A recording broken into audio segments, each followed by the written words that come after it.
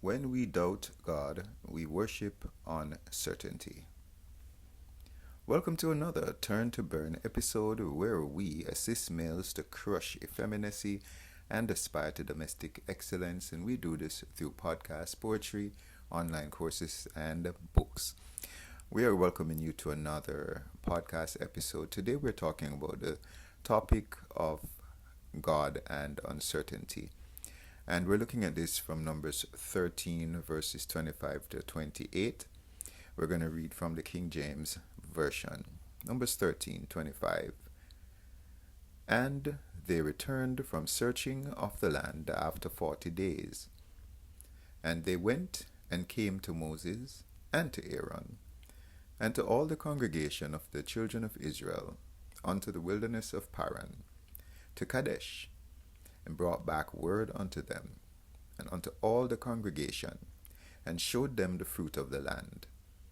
And they told him, and said, We came unto the land whither thou sentest us, and surely it flows with milk and honey, and this is the fruit of it. Verse 28. Nevertheless, the people be strong, that dwell in the land, and the cities are walled, and very great. And moreover, we saw the children of Anak there. That was verse 28 of Numbers 13:25 to 28. We're making the point that when we doubt God, we worship uncertainty. And there is a view called agnosticism, which worships the principle of uncertainty and doubt. We can't really know anything for sure. Uncertainty is presented as a giant, and giants are subject to Yahweh God. 1 Samuel 17 tells us that in the story of David and Goliath, and then 2 Samuel 21 tells us that in the story of how David and his men addressed the remaining brothers of Goliath, the remaining giants of the Philistines. One thing struck me about this tract in Numbers 13:25 to 28 is that many of the witnesses may have felt that the promised land was better suited to the giants. Often people look down on the naysayers. Of the 12 men that went, 10 of them were naysayers.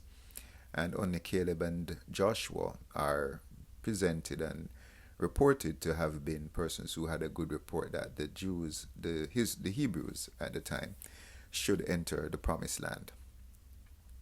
If it took 2 grown soldiers to carry a bunch of grapes, then that kind of blessing is often seen as overwhelming to mere or average humans. They could have felt unworthy and unable to handle the blessing, and felt the giants, the Anaks, were better suited for the land. So they were definitely afraid of the giants, but even more afraid and unworthy of Yah's giant blessings. They know they aren't worthy, as they had a front row seat to all their folly and shenanigans. Regardless, Yah sees us as his image, and so has prepared a God-sized blessing for his people. Yah intricately made us to be his temple, and he has gone as far as abundantly, liberally giving the Holy Spirit to his sons believers to show us how valuable we are to him. Titus 3:5-7. Yah made us as his prime real estate, and then prepares prime real estate for us to be with him. He prepares a place for us to live with him, so that place must be suitable for him. John 14:2-3.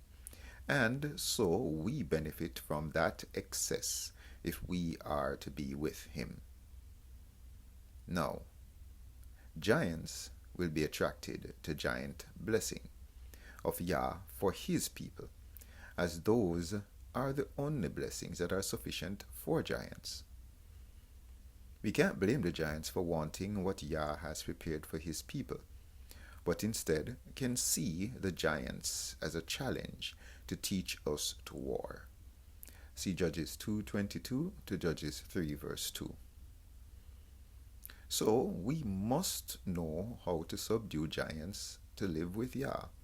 And from Adam to us today, we are challenged to subdue and not worship these giants, one of which is uncertainty. John in Revelation was constantly worshipping magnificent, scary beings that were refusing his worship, and that seems to be something we must be careful of, worshipping, submitting to something we don't understand. Korah's sons, the same Korah who was swallowed up because of his sedition against Moses, sang that we must sing praises with understanding to warn against ignorant worship. Psalm 47 verse 7. Jesus taught the Samaritan woman that they worship ignorantly. John 4:22. Giant worship, including being afraid of them, being submissive to uncertainty, and being afraid to possess the blessings that God has prepared for us, is ignorance. The being in Revelation told John the Apostle the one thing that Yah told his people in Deuteronomy 6:4. Worship Yah only. Revelation 22:9-10. Whenever we are faced with the worship of uncertainty and doubt, let's remember that giants are there for us to teach us to war. We're grateful that you've come to the end of another Turn to Burn podcast. We do hope that you share your comments with us in the comments section on YouTube, that you share with a friend as well.